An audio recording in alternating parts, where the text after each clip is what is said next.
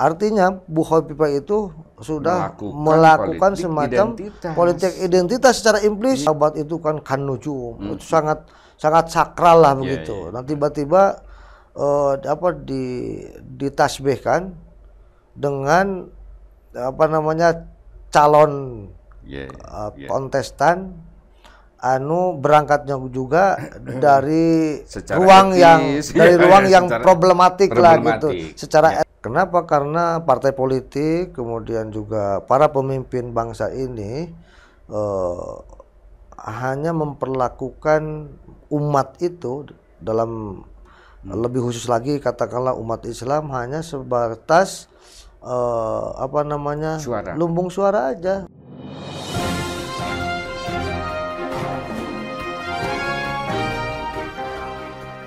Jumpa lagi di Ruang Publik bersama DDM. Kali ini saya khusus mengundang orang khusus karena isu yang khusus. Imron Abdul Razak. Imron Abdul Razak adalah dari pesantren kampung, pesantren pulau. Tapi sahabat saya yang sering diskusi, dia ini S1 di UIN, kemudian S2-nya di UII Jogja.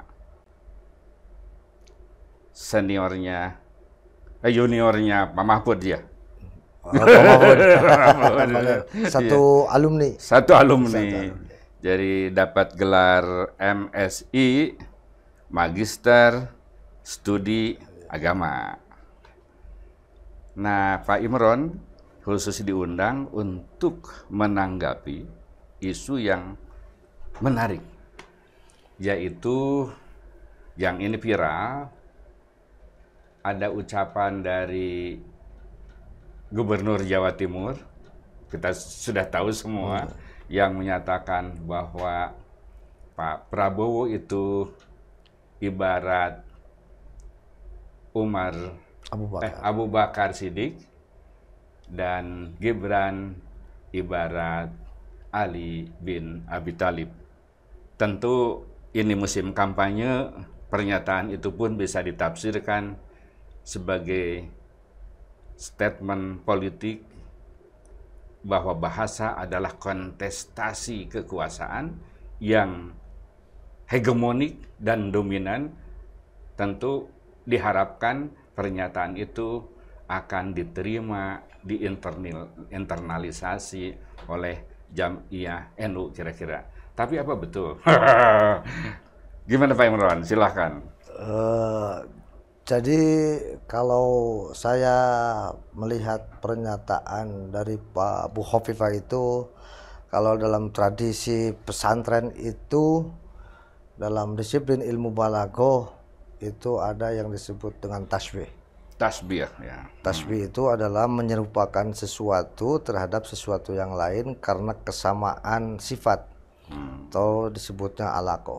Nah, dalam tasbih itu biasanya atau rukun tasbih itu harus ada musyabah yang diserupakan, ada musyababah yang diserupainya, ada alaqah sifat yang sama antara musyabah dan musyababah sehingga bisa diserupakan. Kemudian yang keempat ada adatus tasbih. Rukun-rukun itu semuanya harus ada semuanya. Meskipun ada sebagian yang dibuang, ada yang tidak. Tetapi musyabah dan musyababah harus ada itu. Karena kalau antara musyababah salah satunya tidak ada, maka itu sudah bukan tasbih, tapi itu masuknya dalam kategori majaz. Kalau dalam perspektif ilmu balaghah. Nah, majaz itu kiasan. Nah, kembali ke soal pernyataan Hovifah itu, biar clear ini ya, biar clear. Jadi Bu Hovifah itu ingin menyamakan Prabowo dengan Abu Bakar Siddiq, ingin menyamakan Gibran dengan Sayyidina Ali bin Abi Thalib. Berarti musyabahnya itu adalah Prabowo dan Gibran, musyababahnya itu adalah Abu Bakar Siddiq dan Ali bin Abi Thalib. alakohnya sifat yang sama antara Abu Bakar dengan Prabowo, antara Gibran dengan Ali bin Abi Thalib. Pertama itu dari sisi senioritasnya, kalau melihat pernyataan Bu Khofifah. Kalau dari sisi Ali, dari sisi mudanya, alakohnya itu. Dari sisi itu, tasbih yang diucapkan oleh Bu Khofifah clear, nggak ada masalah. Tetapi masalah terjadi ketika Bu Khofifah menyebut alakohnya. Nah itu yang problematik. Kenapa? Karena ketika kita mau melakukan tasbih, maka musababahnya itu harus diketahui sifat yang yang relatif umum, persis lah, yang relatif persis, yang dengan yang paling kuat, karakteristik yang paling kuat. Itu. Contoh misalnya kalau Abu Bakar itu yang paling menonjol sifatnya itu adalah ketuaannya, kemudian kebijaksanaannya dan kehilimannya, kearifannya, tidak gampang marah, sabar gitu. Sabar. Kemudian Ali bin Abi Thalib juga di samping muda yang paling menonjol adalah kearifannya, ilmunya. Dan kita tahu bahwa betul. Kan kita tahu bahwa Ali bin Abi Thalib itu meskipun muda, dia adalah memiliki kunci rahasia, ilmu rahasia Rasul. Ilmu rahasia kuncinya itu di Ali bin Abi Thalib. Nah dari sisi itu maka menjadi tidak apple to apple. Dari sisi alakohnya itu dosa salah. Kenapa? Karena menyamakan Prabowo dengan Abu Bakar, maka orang akan mengasosiasikannya itu bukan dengan senioritasnya, bukan dengan ketuaannya, bukan. Tapi dari karakteristiknya. Sebab yang menonjol dari Abu Bakar itu sifat hilimnya, tidak marahnya. Justru itu yang menjadi paradok tasbih itu. Ya kan di kalangan ahli sunnah ya itu sudah sangat umum bahwa ada doktrin-doktrin misalnya sahabat itu relatif adil, jujur, benar gitu, dan terhindar dari sifat-sifat yang jelek, yang buruk. Kan misalnya ada hadis ashabi kulluhum udul. Para sahabat itu adalah adil, benar, kan gitu. Karena itu tidak gampang dikritik gitu. Nah, sementara ya tadi para pemimpin politik apalagi kan gitu. Ini kan penuh dengan tadi ya banyak hal yang kontroversial dari sudut karakteristik. Misalnya kan Pak Prabowo itu diduga kuat melanggar HAM, kemudian ya tadi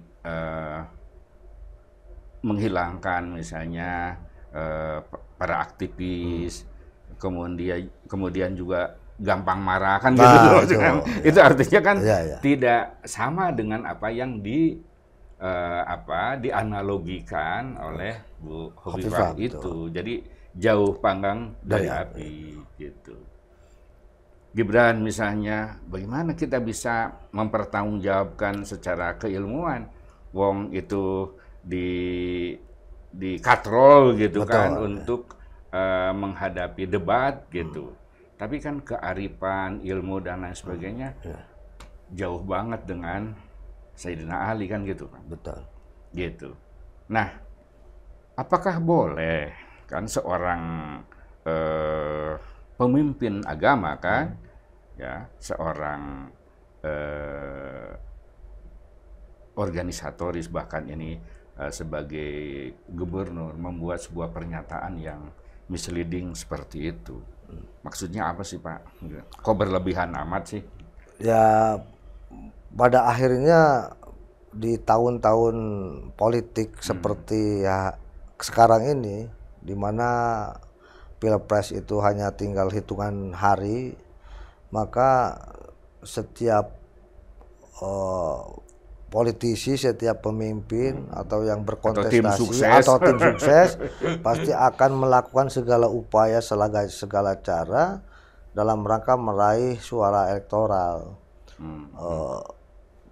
etis atau tidak etis, kadang-kadang seperti begitu. Nah, dalam konteks pernyataan Bu Hovifah, justru ini yang menjadi tantangan kita sesungguhnya, sebab seringkali kita berbicara misalnya tentang etika demokrasi, etika politik, termasuk mereka yang sering menggembor-gemborkan politik identitas misalnya. Nah, tetapi akhirnya kemudian untuk meraih suara elektoral akhirnya terjebak juga. Artinya Bu Hovifah itu sudah melakukan semacam politik identitas secara implisit. Iya, yang justru oleh kalangan Nahdliyin itu justru itu sangat anti sekali lah kurang lebih begitu. Ya. Sangat dihindari. Itu kan simbol-simbol agama, simbol-simbol. Kita sudah sering mewacanakan itu, tapi malah mereka yang berteriak soal politik identitas malah terjerumus ke dalam senjata makan tuan, blunder sendiri. Ya. Gitu. Oke, kalau kita analisis misalnya dampak ya atau pengaruh dari pernyataan itu, apakah seorang Ibu Hovifah yang mantan ketua Muslimat itu otomatis diikuti oleh kalangan Nahdliyin, khususnya Jawa Timur misalnya, atau umumnya secara jamiah secara nasional? Belum tentu juga lah. Belum tentu. Apakah misalnya Bu Hovifah akan diikuti oleh para pecintanya lah kurang lebih gitu, para epikonnya atau para mukallidnya, saya tidak tahu karena itu harus survei kan begitu. Tetapi orang bagi kalangan pesantren, apalagi yang melek tradisi kitab kuning soal tasbih, pasti pernyataan tasbih dari Bu Hovifah itu sangat berlebihan sekali. Itu bagian dari glorifikasi. Nah, bagian dari glorifikasi untuk meraih elektoral. Oke. Ya, jadi alih-alih berpengaruh positif bisa jadi justru negatif bisa kan? Jadi. Karena tadi pernyataan yang berlebih-lebihan itu gitu menyamakan orang-orang mulia yang didukung oleh ya secara teologis ya kan gitu. Sahabat itu punya tempat yang sangat mulia lah ya di mata kaum muslimin gitu. Bahkan kan kalau di kalangan Islam itu ada tingkatan-tingkatan kan, ada sahabat, ada tabi'in, kemudian baru ke kita-kita lah gitu. Betul. Ya. Nah, kita mah kelas berapanya gitu dibandingkan itu. Dan itu bisa jadi ada semacam pemikiran di kalangan pesantren atau di kalangan umat Islam malah secara umum, ketika tasbih itu dilakukan dengan alaqoh yang serampangan, kemudian dari sisi teologis ada semacam indikasi atau bisa ditafsirkan sebagai, meskipun Bu Hovifah tidak bermaksud seperti itu, apa yang oleh mungkin Nurholis Bachir dianggap sebagai desakralisasi. Seperti tadi disebutkan oleh Kang Deddy bahwa sahabat itu kan nujum, itu sangat sakral lah begitu. Nah, tiba-tiba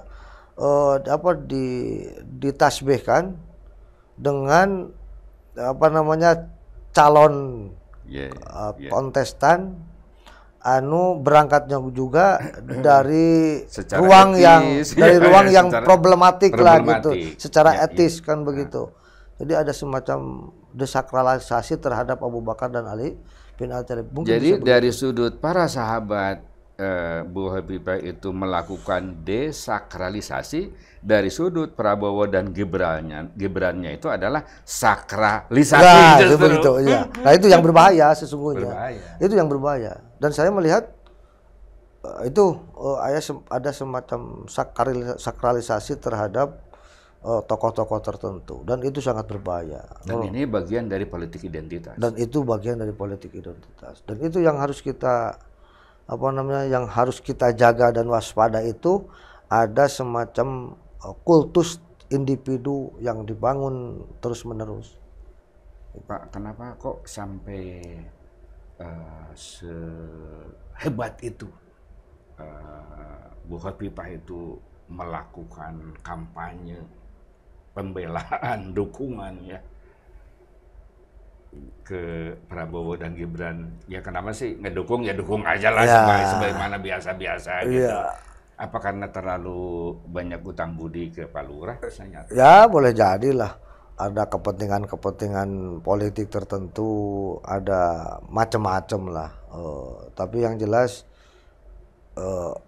apa namanya, seberapa besar pun kita mendukung seseorang, jangan sampai ada semacam apa upaya-upaya desakralisasi terhadap apa namanya orang-orang yang sudah dianggap institusi yang dianggap ya terhormat lah ya. gitu, dengan cara-cara dalam konteks Bu Hovifah tasbih yang katakanlah kurang pas atau memang ya kebablasan lah gitu. Oke. Nah, ini kemudian ke NU-nya secara keseluruhan. Jadi ada isyarat-isyarat gitu, bahkan ya indikasi kuat dari sudut formal NU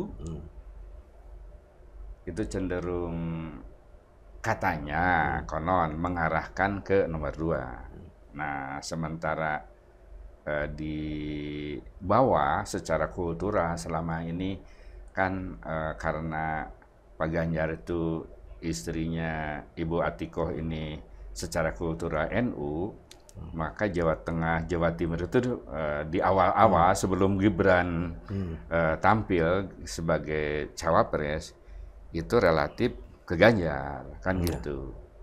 Nah sekarang secara formal ada arah tadi ke nomor 2 karena berbagai alasan ya gitu.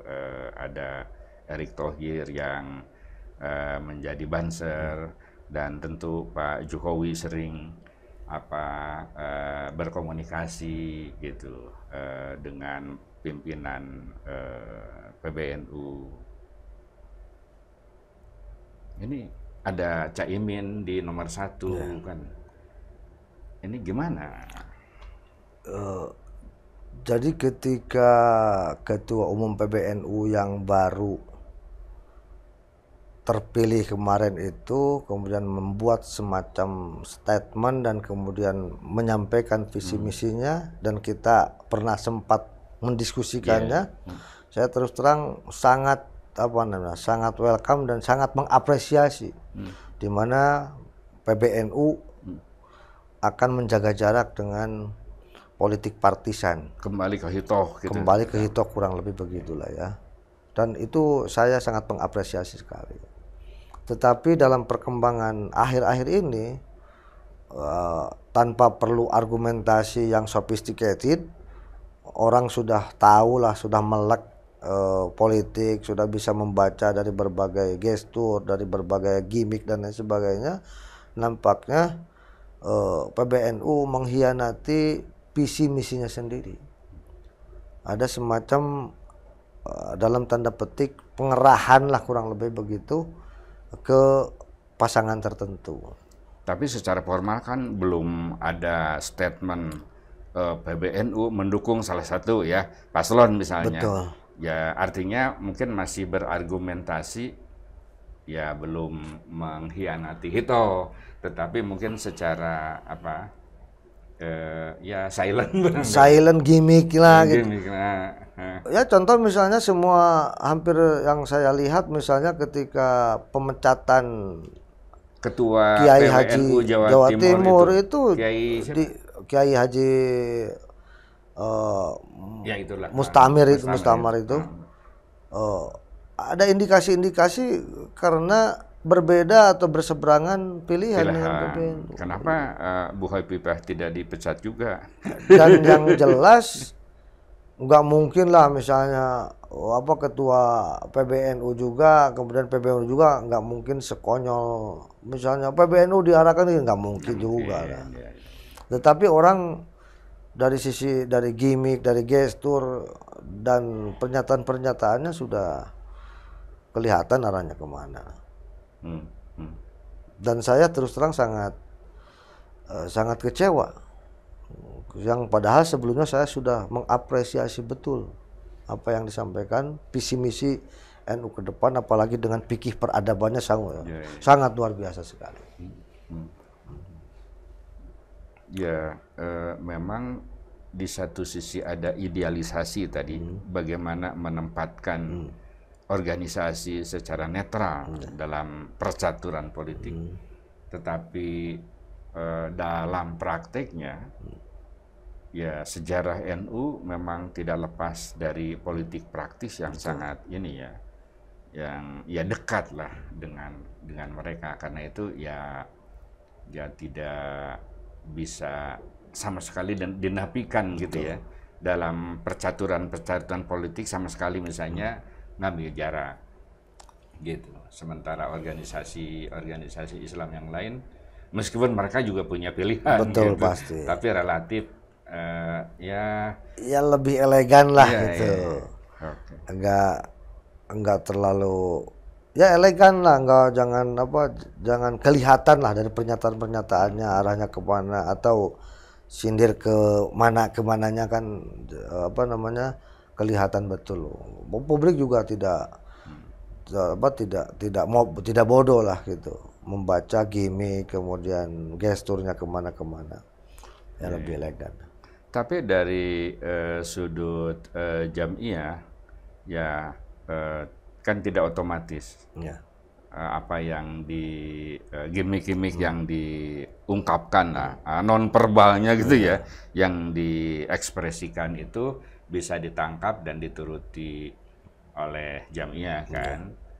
Sama seperti Ibu Khofifah juga belum tentu itu diikuti oleh Jam'iyah. Tapi intinya adalah bahwa Jam'iyah di bawah itu tetap masih bergantung pada kiai-kiai ya lokalnya kan, kiai-kiai gitu, lokal. Jadi mereka bisa lebih nurut ke kiai-kiai lokal, betul, ketimbang misalnya fatwa atau keputusan politik nasional lah gitu, pusatnya, gitu Pak. Betul.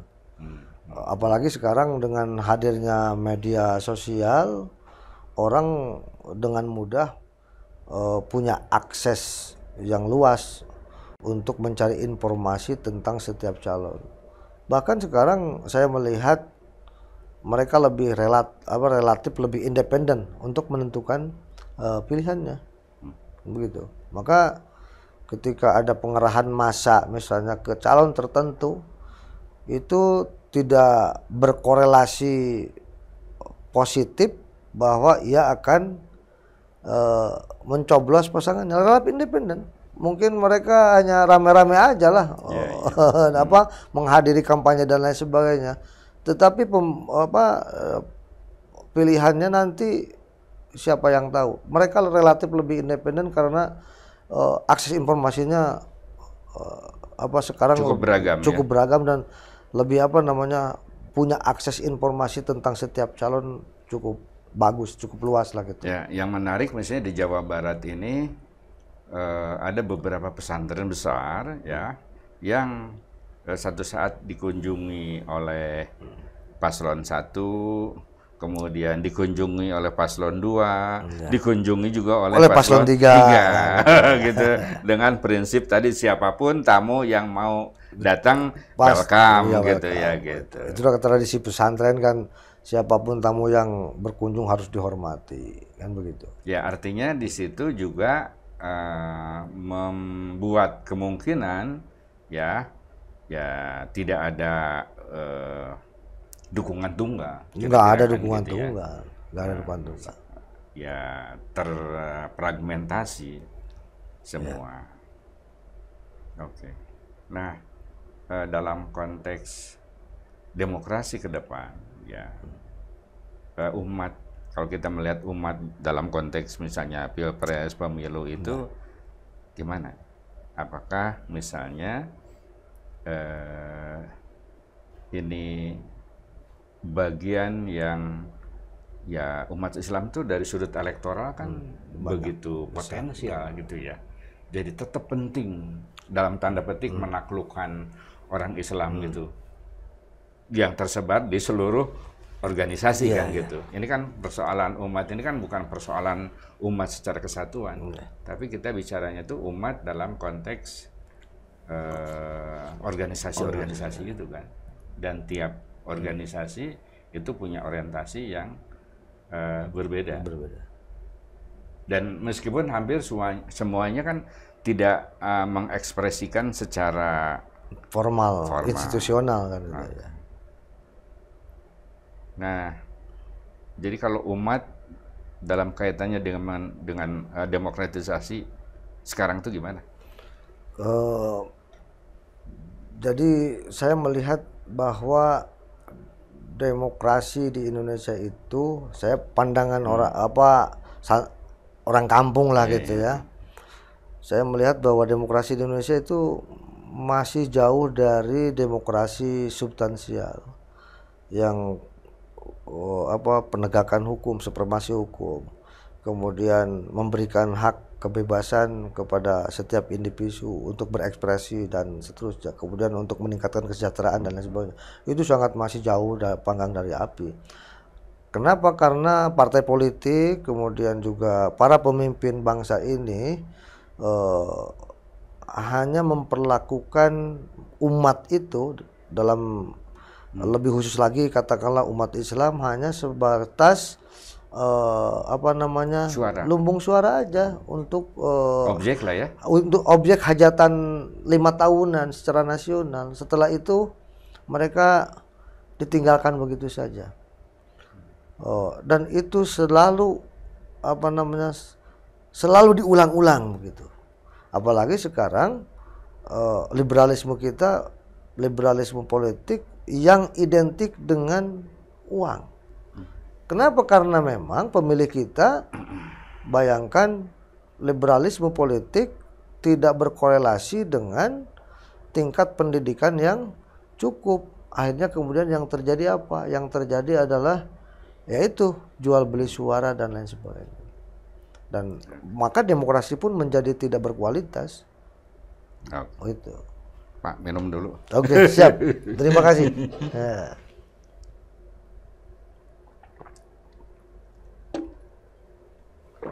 Kalau ditanya sekarang ini apa sih aspirasi orang-orang pesantren ya terhadap kebijakan-kebijakan publik yang harus dilakukan oleh pimpinan nasional dalam rangka memperkuat, memberdayakan, menjaga pesantren-pesantren supaya lebih hidup modern, inklusif, dan sejahtera.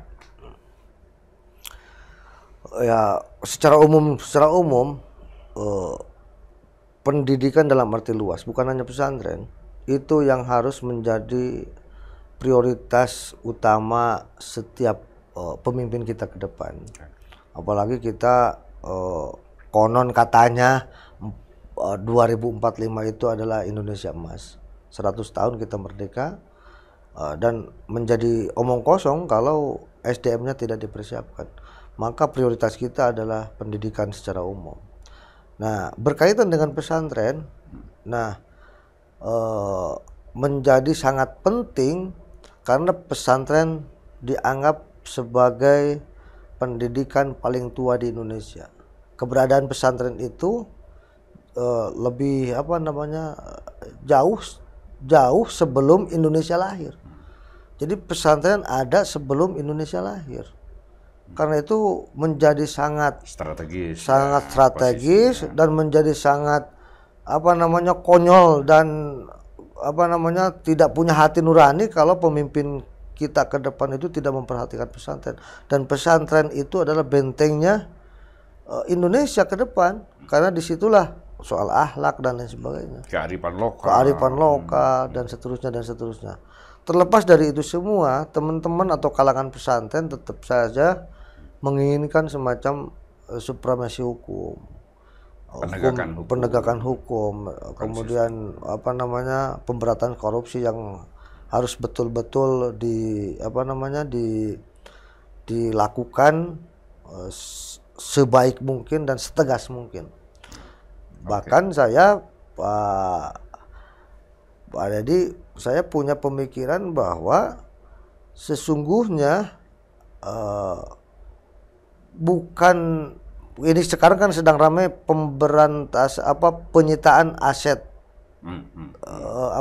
undang-undang penyitaan aset. Saya justru sebetulnya bukan undang-undang penyitaan aset, malah justru undang-undang pembatasan aset. Jadi saya mengharapkan ada semacam undang-undang pembatasan aset. Jadi misalnya korporasi itu harus dibatasi saja.